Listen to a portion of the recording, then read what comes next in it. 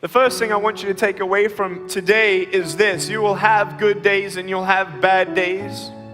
But you will always learn something more or something new, and you will learn more overall on bad days than good days. You will learn more about yourself, you'll learn more about relationships, you'll learn about life and principles, and it'll build your character.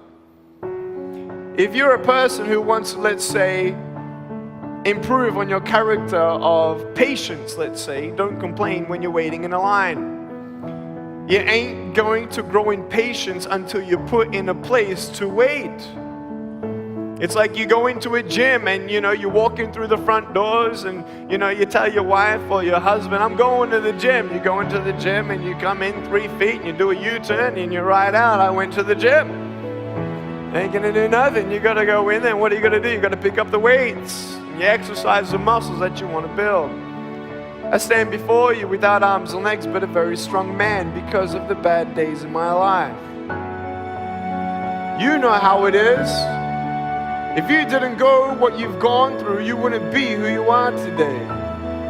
And I'm not belittling your pain, and don't worry, I've seen pain in my life, and I've seen not only in my life, but people's lives, and people say, well, at least I have no arms, no legs, and then what am I supposed to say? Well, at least I'm not an African orphan who's dying at 4 years old, and I met that person. What about the 10-year-old girl that was bought for $700 in Mumbai and kidnapped as a sex slave to have 350 clients before the age of 13, pregnant at 12, put the baby under the bed while she works on top, abandoned by her family.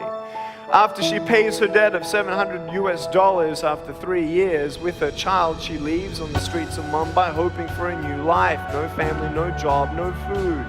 Her baby needs food. She gets raped, beaten up on the street. She comes back to the only way that she knows how to make money. She goes back to the brothels. She gets pregnant at 15 the second time, and then that child dies, and then 20 years old, she comes up to me. Yes, I have met this woman.